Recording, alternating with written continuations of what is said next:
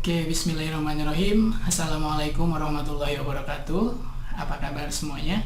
Saya harap kalian dalam keadaan sehat tanpa halangan suatu apapun. Ya, tetap semangat dan juga masih menjalankan learn from home ya. Kita belajar di rumah.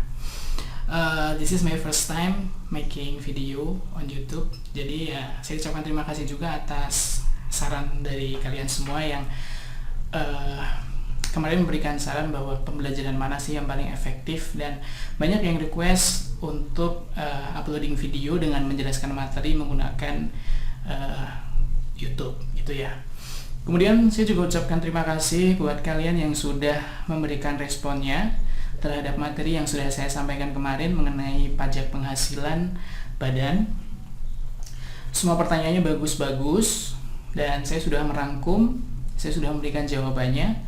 Nanti saya share juga jawabannya melalui WhatsApp group, dan tentunya saya juga akan menjelaskan secara langsung melalui video ini gitu.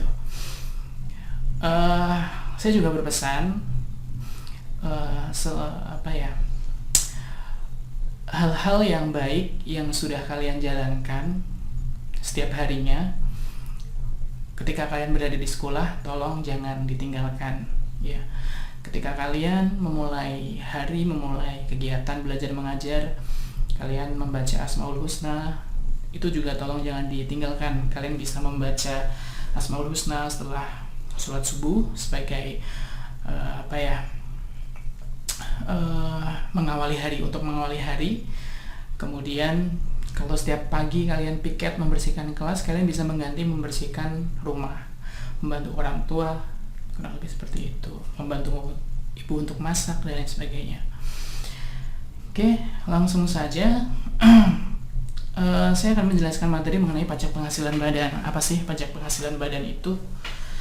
Kita coba untuk membedah satu persatu pengertian dari pajak penghasilan badan. Apa sih itu pajak? Apa itu penghasilan? Apa itu wajib pajak? Dan apa itu badan?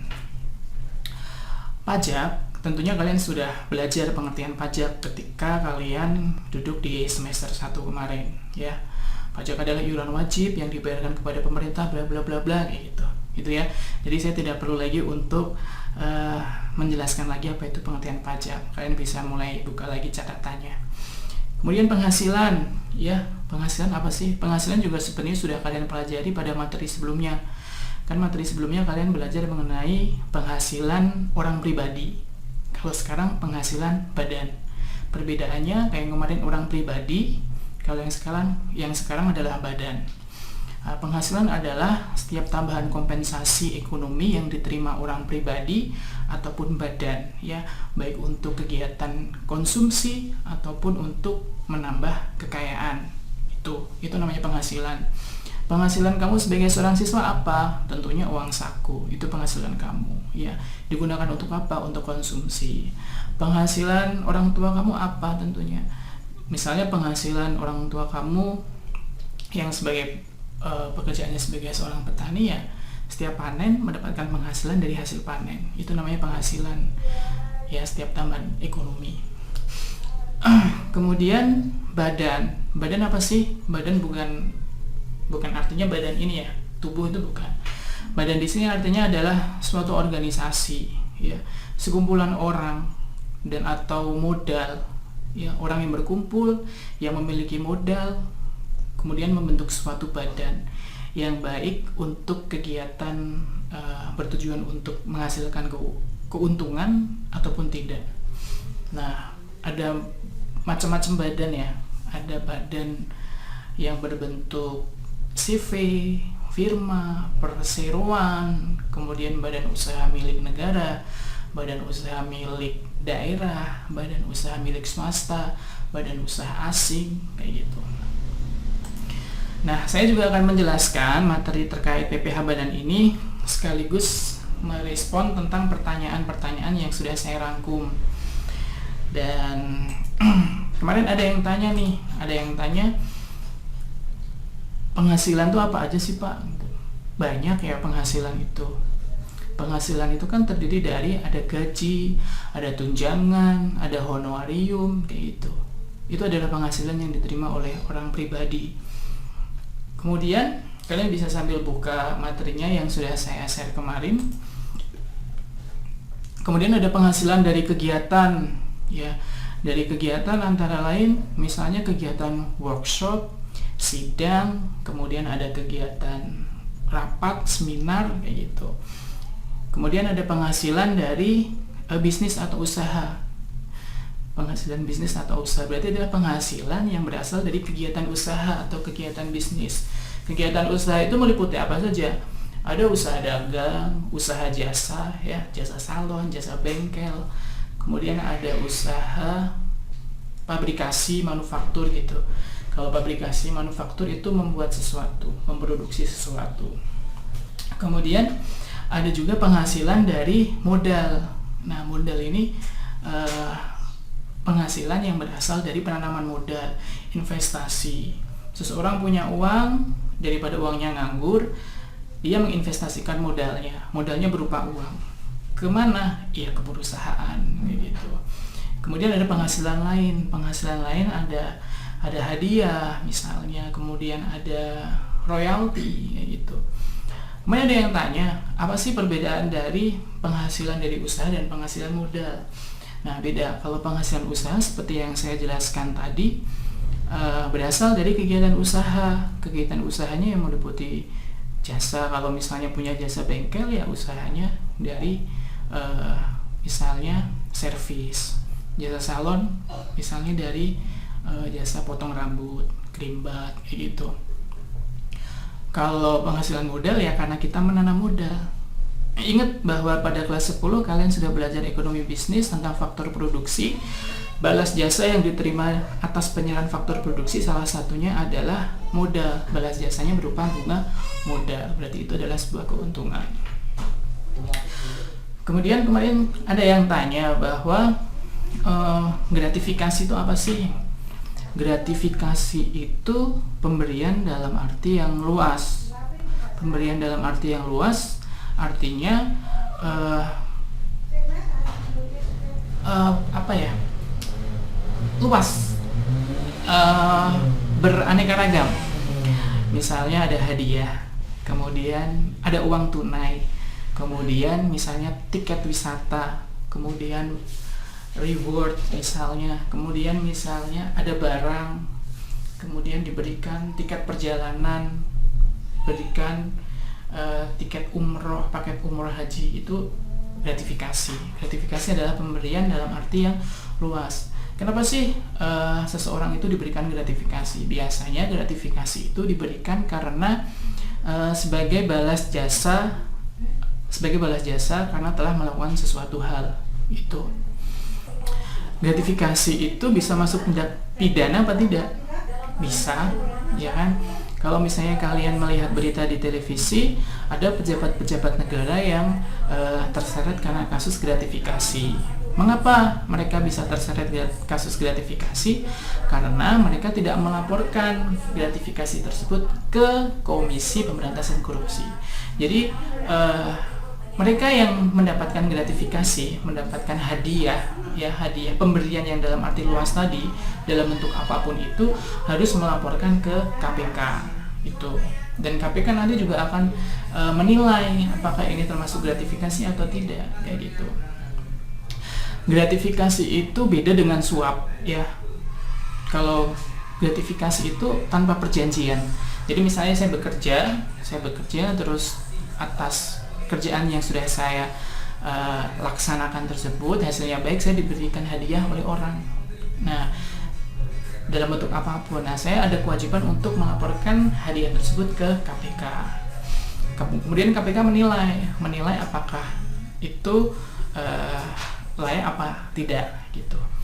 Kemudian kalau suap gimana? Nah, kalau suap itu ada perjanjian. Sebelum saya melakukan sesuatu, saya ada perjanjian dengan orang untuk misalnya apabila saya berhasil menyelesaikan proyek ini dengan baik, apa yang akan Bapak atau Ibu berikan kepada saya. Itu namanya suap. Itu yang bisa ditindak pidana. Tidak bisa kayak gitu, ya.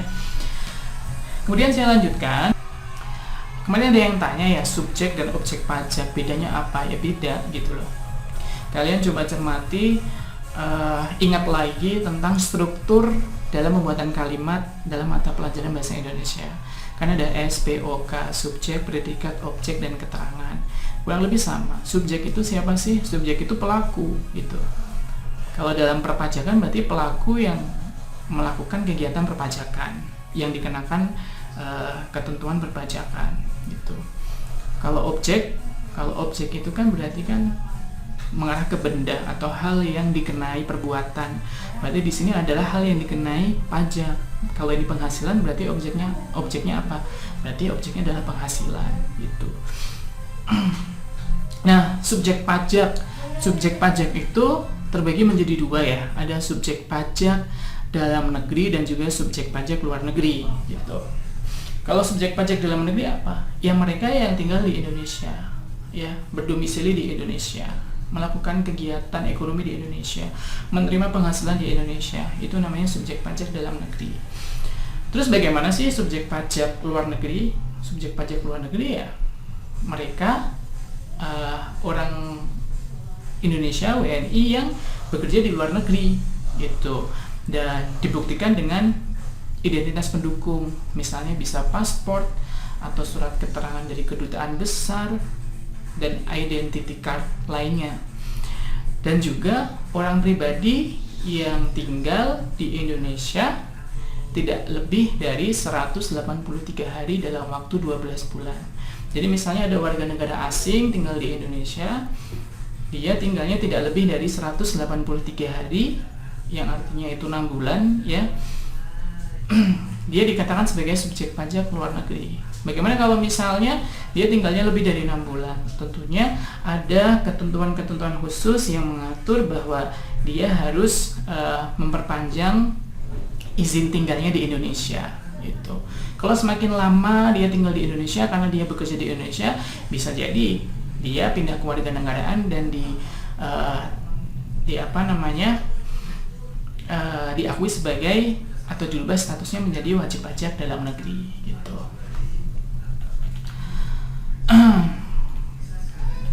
Kemudian apa sih perbedaannya wajib pajak luar negeri dan dalam negeri? Saya sudah menyampaikan secara jelas gitu dalam materi. Kalau yang dalam negeri tentunya keduanya diatur, harus dibedakan ya, subjek pajak dalam negeri dan subjek pajak luar negeri. Tidak boleh dipersamakan ya. Saya ambil contoh ketika kita ke tempat wisata gitu ya. Tentunya harga tiket wisatawan domestik sama wisatawan mancanegara itu beda. Biasanya lebih mahal wisatawan mancanegara. Begitu halnya dengan pajak. Dari tarif atau pengenaan undang-undang pajak penghasilannya itu beda. Subjek pajak dalam negeri dikenakan undang-undang PPh pasal 17, kalau yang luar negeri dikenakan undang-undang PPh pasal 26. Kemudian syarat-syarat lain, seperti kemudian ada yang tanya, kenapa Pak kalau misalnya wajib pajak luar negeri tidak wajib untuk menyampaikan SPT? Ya mereka menyampaikan SPT di negaranya gitu. Kemudian saya sambil buka lagi pertanyaan-pertanyaan kemarin. Nah, ada yang tanya royalti itu apa? Saya menggambarkan royalti itu kayak gini. Royalti itu merupakan jumlah yang dibayar secara langsung atau terutang ya, sebagai imbalan terhadap beberapa hal, seperti misalnya dalam dunia seni, misalnya lagu, kemudian film kayak gitu, hak cipta, hak paten kayak gitu. Seseorang musisi yang menciptakan lagu, katakan di sini Melly Goeslaw, dia menciptakan lagu, kemudian lagunya itu dinyanyikan oleh Bunga Citra Lestari, gitu kan? Nah, Bunga Citra Lestari itu harus membayar royalti kepada Melly Goeslaw. Itu sebagai apa? Sebagai akibat dia menyanyikan lagu ciptaan dari Melly Goeslaw. Kemudian dinyanyikan lagi dengan artis siapa? Artis siapapun yang menyanyikan lagunya Melly Goeslaw itu juga harus membayar royalti kepada Melly Goeslaw, gitu. Kemudian ada pertanyaan lagi, Pengecualian untuk pemotong pajak bagi kantor perwakilan negara asing dan organisasi internasional. Memang ada kantor perwakilan negara asing atau organisasi internasional itu yang dikecualikan dalam pemotongan pajak. Bahkan mereka terbebas dari pajak. Bagaimana sih kenapa bisa dibuat seperti itu? Tentunya mereka ini dibebaskan dari pemotongan pajak berdasarkan keputusan dari Menteri Keuangan gitu. Apa sih yang menjadi dasar pertimbangan? Yang menjadi dasar pertimbangan antara lain karena Indonesia tergabung dalam organisasi internasional tersebut, ya. Misalnya PBB, WHO, UNESCO gitu. Atau Indonesia memiliki kerjasama dengan negara tersebut. Kemudian ada pertanyaan lagi mengenai apa dampak wajib pajak apabila tidak melakukan pembukuan. Pembukuan itu mempermudah seorang wajib pajak dalam menentukan atau dalam berkegiatan perpajakan. Bagaimana dia menghitung, kemudian memotong dan membayarkan, gitu ya. Jadi kalau misalnya nggak dibukukan, nggak ada catatan sama sekali ketika tiba waktunya untuk melaporkan, maka mereka akan kesulitan, gitu kan. Dasar yang digunakan untuk menghitung pajak itu apa? Nah, kalau nggak ada pembukuannya ya mereka nggak akan bisa menentukan berapa besar pajak yang harus dibayar, gitu. Sama aja dengan kalian, kalau misalnya kalian setiap mata pelajaran nggak membuat catatan ketika ulangan, ya kalian pasti akan repot, gitu. Kalian mau belajar dari mana? Nyatet aja nggak pernah, gitu. Itu ya. Kemudian sanksi bagi wajib pajak yang telat membayar pajak. Tentunya ada sanksi administrasi berupa denda atau ada sanksi pidana kurungan.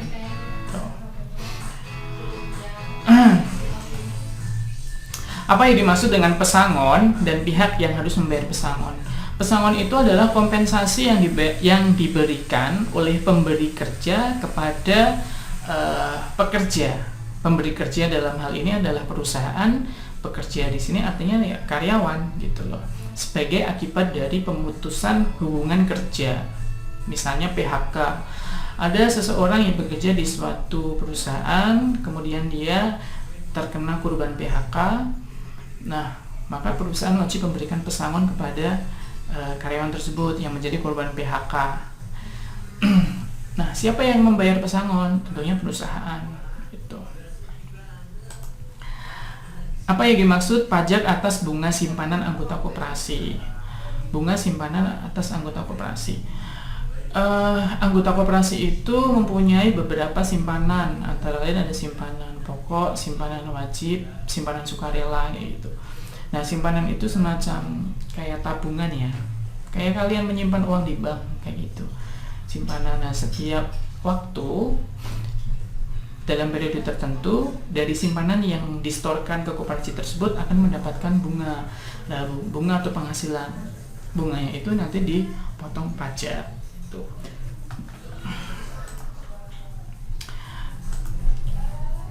Kemudian ada pertanyaan lagi mengenai perbedaan pembukuan dan pencatatan, gitu ya.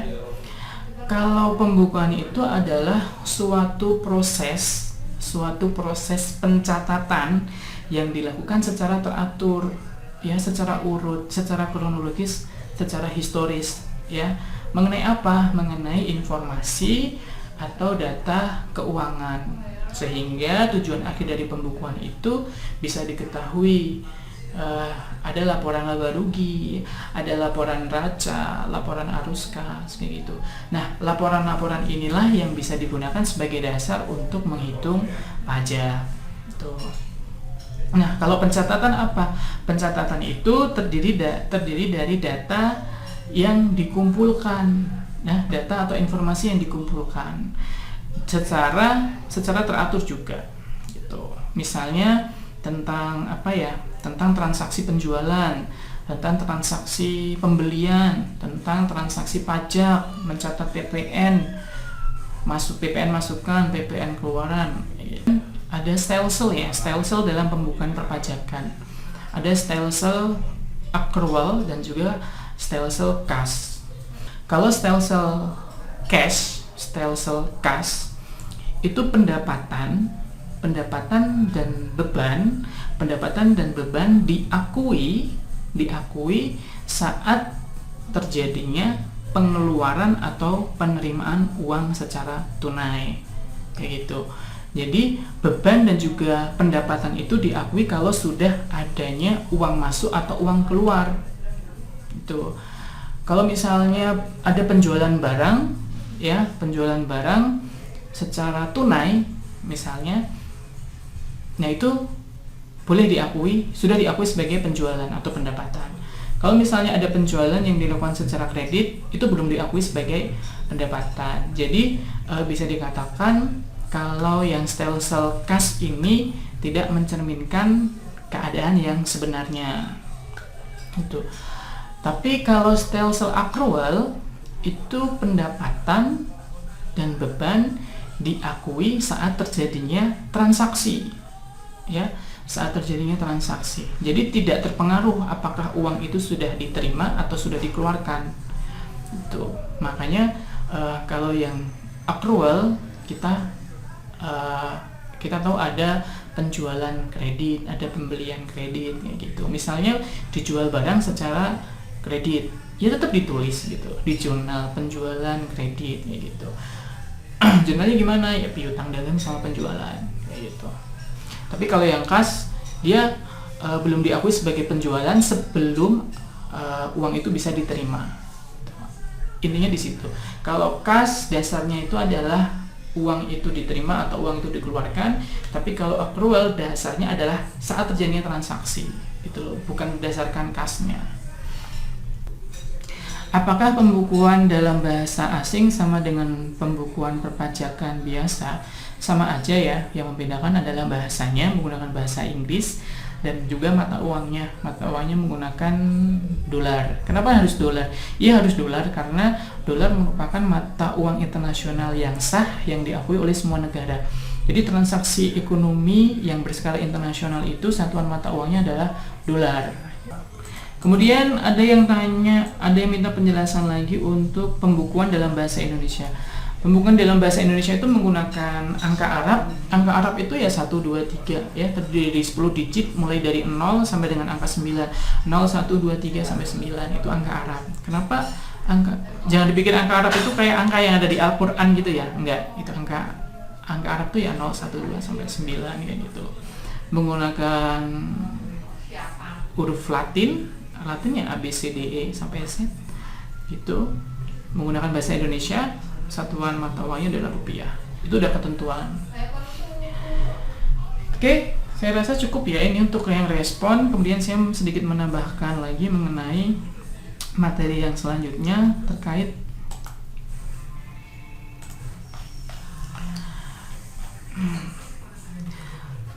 tentang penghasilan kena pajak. Itu penghasilan kena pajak. Kalau PPh wajib pajak badan, apa sih yang objek yang dikenakan? Ya penghasilannya si badan itu. Penghasilannya berupa apa? Ya keuntungan ya, laba perusahaan kayak gitu. Biaya yang diperkenankan sebagai pengurang PPh badan. Ya, biaya-biaya yang boleh dikurangkan itu tentunya adalah biaya usaha. Biaya usaha itu meliputi apa saja sih? Ada biaya gaji, ya, biaya misalnya sewa, kemudian biaya asuransi itu yang sudah kalian kerjakan, yang sering kerjakan di praktek akuntansi. Kemudian tadi biaya usaha ya. Yang kedua adalah depresiasi atau penyusutan aktiva tetap. Perusahaan itu mempunyai aktiva tetap antara lain tanah misalnya, bangunan atau gedung, kemudian kendaraan, mesin, inventaris bisa meliputi peralatan, komputer, kemudian meja kursi ya. Itu namanya aktiva tetap berwujud karena bisa kita lihat, itu bisa kita pegang. Nah, aktiva tetap tersebut dikenakan depresiasi atau penyusutan, biaya depresiasi. Nah, biaya depresiasi ini boleh dikurangkan terhadap penghasilan badan tersebut. Kemudian selanjutnya ada amortisasi. Nah, bedanya depresiasi sama amortisasi itu apa? Kalau depresiasi itu adalah penyusutan untuk aktiva tetap berwujud, tapi kalau amortisasi adalah penyusutan untuk aktiva tetap yang tidak berwujud. Emang ada aktiva tetap yang tidak berwujud? Ada. Itu misalnya adalah hak cipta, hak paten, kemudian franchise gitu. Kayak misalnya Indomaret, Alfamart itu kan franchise tuh, beli nama, kita membeli nama gitu. Nah, itu harus disusutkan. Kemudian setelah itu, selain ada depresiasi, amortisasi, ada kompensasi kerugian. Kompensasi kerugian itu apa sih? Ya, kerugian perusahaan. Misalnya pada tahun 2018 perusahaan mengalami kerugian sebesar 100 juta gitu. Pada tahun 2019 perusahaan mengalami untung 150 juta gitu kan. Tahun 2018 rugi 100 juta, kemudian 2019 untung 150 juta. Nah, kerugian tahun 2018 ini bisa dikompensasikan ke tahun 2019. Jadi 150 juta sebagai keuntungan pada tahun 2019 dikurangi dengan kerugian pada tahun 2018 sebesar 100 juta. Jadi yang dijadikan sebagai dasar penghitungan pajak penghasilan badan adalah yang 50 juta gitu. Kemudian biaya yang tidak dapat dikurangkan atau biaya yang tidak boleh dikurangkan meliputi apa saja? Pembagian laba seperti dividen. Dividen itu apa sih? Dividen itu adalah laba atau keuntungan atas penyertaan modal saham. Modalnya yang berupa saham, itu namanya dividen. Kemudian biaya yang dibebankan untuk kepentingan pribadi si pemegang saham atau anggota. Itu. Kemudian ada pembentukan dana cadangan, kecuali untuk cadangan kredit perbankan. Kemudian ada cadangan-cadangan lain, kalian bisa baca di materinya ya. Kemudian natura atau kenikmatan, pajak penghasilan juga tidak boleh dikurangkan. Selain itu